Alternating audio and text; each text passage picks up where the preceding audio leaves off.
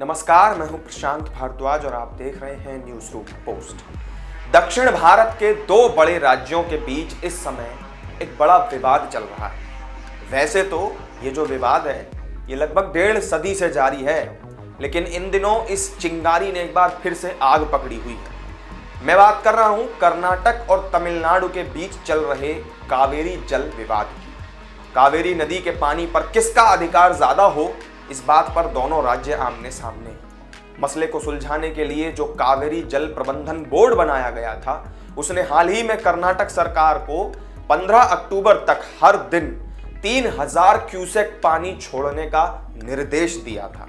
लेकिन इस निर्देश के खिलाफ कर्नाटक की जो राज्य सरकार है उसने बोर्ड और सुप्रीम कोर्ट के पास समीक्षा याचिका दायर करने का फैसला किया।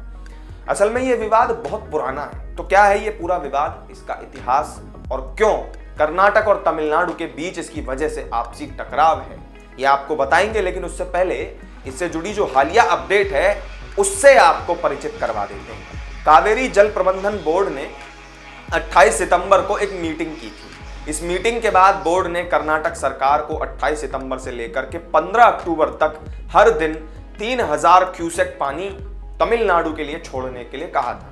लेकिन कर्नाटक सरकार ने इस फैसले का विरोध किया। कर्नाटक के जो मुख्यमंत्री हैं सिद्धारमैया, उन्होंने कहा था कि कर्नाटक के पास पर्याप्त पानी नहीं है, इसलिए वो दूसरे राज्यों को पानी नहीं दे सकते। और यही नहीं, बोर्ड के इस निर्देश के खिलाफ कर्नाटक सरकार ने समीक्षा याचिका दायर करने के लिए 29 सितंबर को सुप्रीम कोर्ट के रिटायर्ड जजों और पूर्व एडवोकेट जनरल के साथ मीटिंग भी की थी। इस मीटिंग से पहले उन्होंने कहा था कि अगर उन्हें कावेरी जल प्रबंधन बोर्ड के निर्देश के खिलाफ सुप्रीम कोर्ट में सवाल उठाने के लिए सुझाव मिलते हैं तो वो समीक्षा याचिका दायर करेंगे। इससे पहले 13 सितंबर को भी कावेरी जल प्रबंधन बोर्ड ने कर्नाटक से तमिलनाडु को हर दिन 5000 क्यूसेक तक पानी देने का निर्देश दिया था। लेकिन तब उस वक्त भी कर्नाटक ने पानी छोड़ने से इनकार कर दिया था। इसके अलावा जल बोर्ड के इस फैसले के खिलाफ कन्नड़ और किसान संगठनों ने 29 सितंबर को कर्नाटक बंद बुलाया था। बीजेपी, जेडीएस और कन्नड़ फिल्म से जुड़े लोगों ने इस बंद का समर्थन किया था। वहीं तमिलनाडु सरकार इस पूरे विवाद को सुलझाने के लिए केंद्र की मोदी सरकार से गुहार लगा चुकी है। तो ये तो था पूरा का पूरा अपडेट। अब आते हैं इस विवाद के बैकग्राउंड पर। कावेरी जल विवाद जो है 140 साल से भी ज्यादा पुराना है। इसकी शुरुआत साल 1881 में उस वक्त हुई थी जब मैसूर राज्य ने कावेरी नदी पर बांध बनाने का फैसला किया। इस फैसले के बारे में सुनते ही मद्रास प्रेसिडेंसी ने आपत्ति जताई। तब अंग्रेजों ने इसमें मध्यस्थता करते हुए दोनों पक्षों के बीच समझौता करा दिया था। फिर इसके बाद साल 1924 आया जब मामला फिर से गरमाया। इस बार मैसूर और मद्रास के साथ ही केरल और पुडुचेरी ने भी कावेरी के पानी में अपना हिस्सा बता दिया। मामला फिर कोर्ट पहुंचा और अंग्रेजों ने एक बार फिर से किसी तरह से सुलह करा दी। फिर देश की आजादी के बाद 1947 के बाद भी कावेरी के पानी का मुद्दा समय समय पर उठता रहा।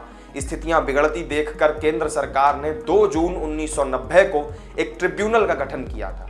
साल 1991 में इस ट्रिब्यूनल ने अपने फैसले में कहा कि कर्नाटक कावेरी के पानी का एक हिस्सा तमिलनाडु को देगा, साथ ही हर महीने पानी देने को लेकर भी फैसला हुआ। लेकिन बात अंतिम नतीजे तक नहीं पहुंच पाई।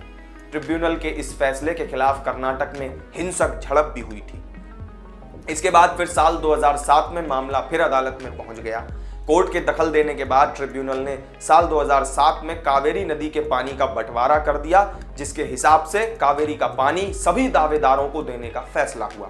ट्रिब्यूनल ने यह माना था कि कावेरी में 740 टीएमसी पानी है। इसमें से तमिलनाडु को 419, कर्नाटक को 270, केरल को 30 और पुडुचेरी को 7 टीएमसी तक पानी दिया जाना था। यही नहीं, विवाद सुलझाने के लिए कावेरी प्रबंधन बोर्ड और कावेरी जल नियमन समिति भी बनाई गई थी। लेकिन कर्नाटक और तमिलनाडु के अड़ियल रवैये की वजह से यह मामला आज तक भी सुलझ नहीं पाया है।